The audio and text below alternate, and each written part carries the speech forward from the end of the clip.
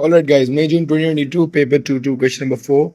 Figure 4.1 shows a ray of white light incident on the glass prism. Refraction causes the white light to separate into different colors.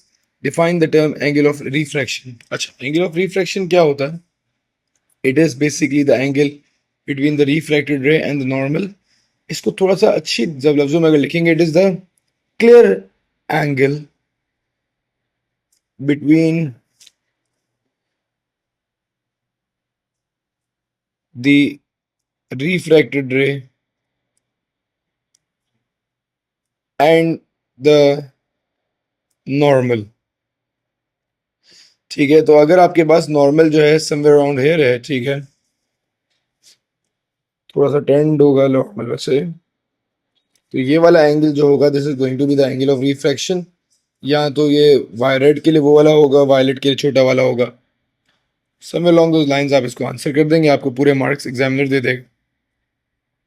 The angle of incidence of the white light as it enters the prism is 40. White light का angle of incidence 40 दिया हुआ है. The angle of refraction of red light is 25.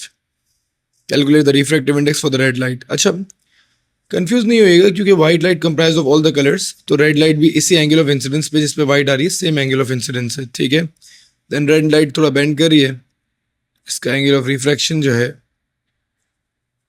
Normal और refracted रे ये है. ठीक है, तो अगेन वो दिया हुआ सवाल में दैट इज 25. आपने sine i over sine r use करना है. आपकी वैल्यू आ जाएगी 1.5. 1.52 आ रही है, 1.52 सिग्निफिकेंट फिगर्स में मैंने लिख दी. State and explain how the refractive index for the red light differs from the refractive index of the violet light. अच्छा, देखिए बेटा, refractive index of the red light compared to refractive index of the violet light की अगर मैं बात कर रहा हूँ तो रेड लाइट का रिफ्रैक्टिव इंडेक्स लेस होगा. रेड लाइट क्योंकि रेड लाइट हैव या हैज लेस रिफ्रैक्टिव इंडेक्स, इसकी वजह भी समझिएगा. हम लोगों ने ये बात अपने लेक्चर में डिस्कस की थी when we're discussing the concept of refraction, that the greater the refractive index, the more the light will bend. So since you can clearly observe that red light has less refractive index, will have a less refractive index because it shows less bending compared to violet light. Compared to the violet light. अगर आपके lectures की understanding बहुत अच्छी है तो आपको किसी question में इंशाल्लाह कोई प्रॉब्लम फेस नहीं करनी पड़ेगी.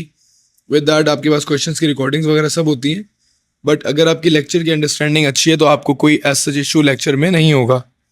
The source of white light used in figure 4.1 produces other type of electromagnetic radiations. State the name of the invisible radiation found at P and invisible radiation found at Q. अच्छा, red से ऊपर बेटा हम लोग electromagnetic spectrum में पढ़ेंगे.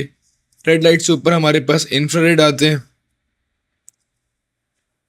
And violet से नीचे क्यू पे हमारे पास अल्ट्रा वायलेट रेज आती हैं. They are invisible spectrum, electromagnetic spectrum का पार्ट है. अभी आप परेशान नहीं होइएगा, अगर आप मेरे साथ साथ सिलेबस को कवर कर रहे हैं तो आपको अभी ये बात क्लियर नहीं होगी, बट अगर आप लोग जो है नेक्स्ट जनरली कवर कर रहे हैं लाइट के चैप्टर तो ये इलेक्ट्रोमैग्नेटिक स्पेक्ट्रम के चैप्टर का पार्ट है. May June 2022 paper 2 question number 4 is concluded.